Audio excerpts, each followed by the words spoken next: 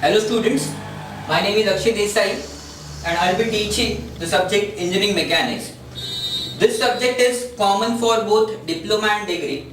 In degree we are having this subject in first semester and for diploma it is for second semester. Now what is Engineering Mechanics? If I see the definition of the Engineering Mechanics, it states it is a branch of physics which deals with the study of effect of force system acting on a particle or a rigid body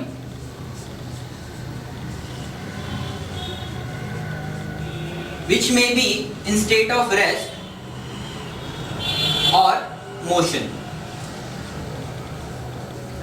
Now we will see each term.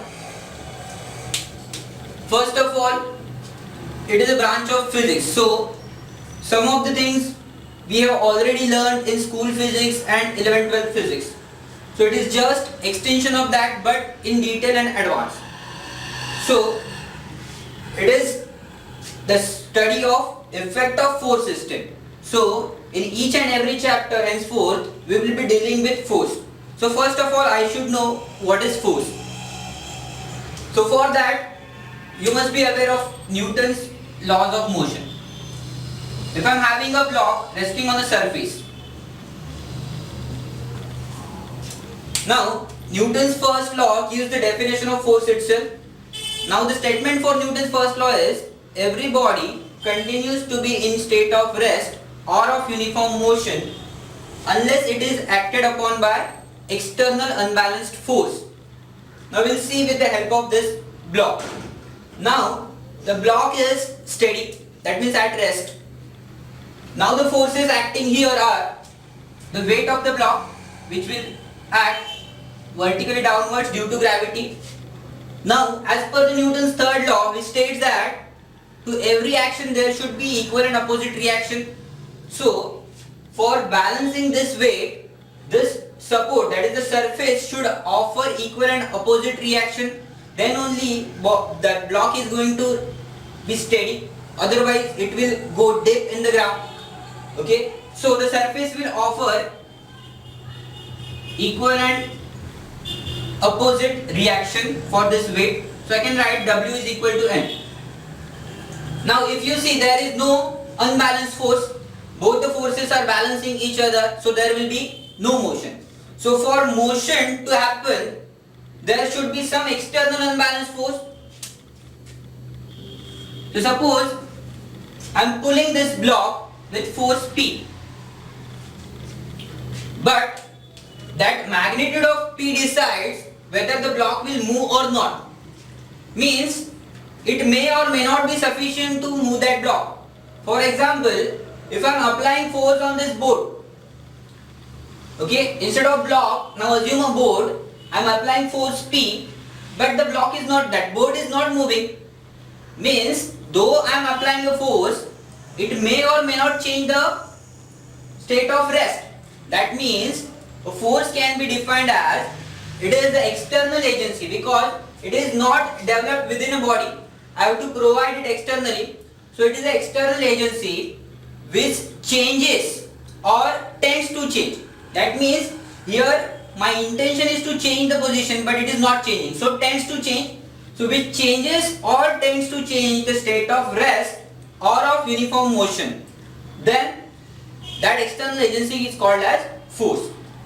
Now obviously the force is a vector quantity.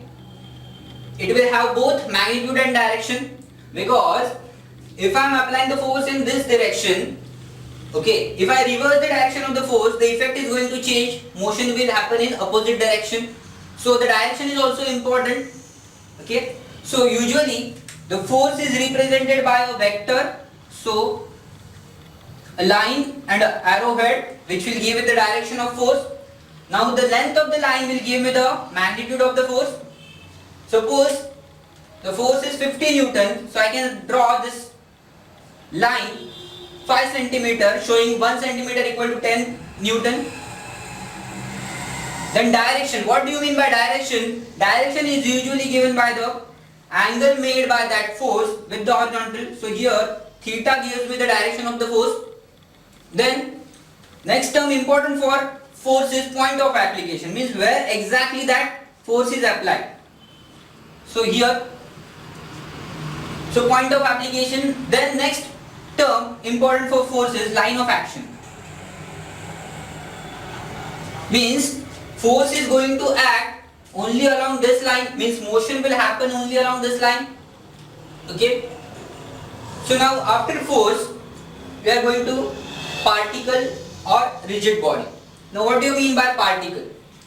Particle is defined as a matter having considerable mass but negligible dimension. For example, this block I have drawn here, I am not going to consider the height and width because compared to the force applied, that block size is negligible. So we are not considering the dimensions of the block for our analysis. Then rigid body. The rigid body is a body which is made up of number of particles, and the distance between two particles is not going to change after the application of force. That means the body is not going to deform under any force. For example, if you see a beam of a floor, now on the beam the forces applied are the load from the upper floors, but if you see the beam, that beam every day, its shape is remaining same. So that means it is a rigid body, not deforming under the action of load. But there is no body which is perfectly rigid. That means I can't say that beam is perfectly rigid because there are some minute deformations which are not visible to the human eye, but there are still some deformations, micro. So we are having this, that rigid body is a hypothetical concept. It does not exist practically. But for our assumption, that our analysis, we are assuming that body as a rigid body. Then come to rest and motion. Now I am standing here, so I am in rest. So the motion is defined as change in position with respect to time. I am coming here from here, some time interval is spent between. So the motion is change in position with respect to time. Now here we have studied only a single force F. Now what is force system? Force system obviously consisting of number of forces. So if I am denoting F1, F2, theta 1, the angle, the direction will be theta 2. So when number of forces are acting on a body, then it is called as a force system. Now we need to find, our aim is to find the resultant of the force system acting on a body. Means when different forces are acting on a body, what will be the single resultant force that will cause the same effect. So before that, we will study what are the different types of force systems.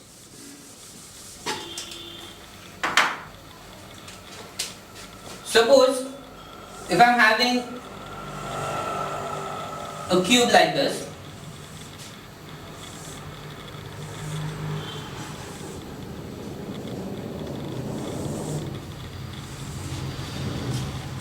okay. Now the force system is mainly divided into two types, which are coplanar and non-coplanar.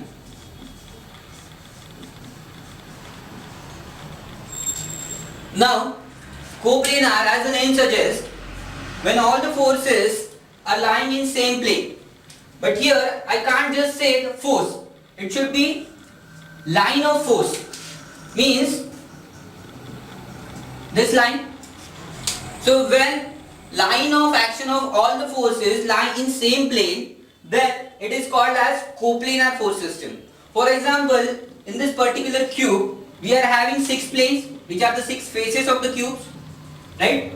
So if all the forces are acting on this face,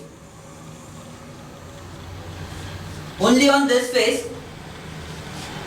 F1, F2, F3, I can have number of forces, force system, right? So if all the forces are lying in one particular plane, then it is called as coplanar. But now I told that line of action is important. Suppose if I am having some force outside, F force, but after extending along its line of action, it may lie on the same plane. So again it will become coplanar with these forces. So instead of force, I should consider the line of action of all the forces should lie in the same plane. Then it is called as a coplanar force system. Now again non-coplanar, along with these three forces, if I am having one force here, F4, fifth force here, then now F1 to F5 is lying in different planes, so it is called as non-coplanar force system. Now further, these are divided into three types. That is applicable for both the types, main types. We are having subtypes as concurrent, then parallel, and last one is general. Now we'll see one by one. The concurrent force system, when first we'll see coplanar concurrent. So when all the line of action of all the forces passes through a single point, means if I am having F1, F2 also starting from the same point, F3 also starting from the same point. So all the forces, when the line of action of all the forces passing from the same point, then it is called as concurrent. Obviously all three forces lying in one plane, so it is coplanar concurrent. The practical example is when a lamp is held with the help of strings. So obviously the forces acting here are weight of the lamp, then the strings, there will be tension, suppose T1 and T2. So these are the forces.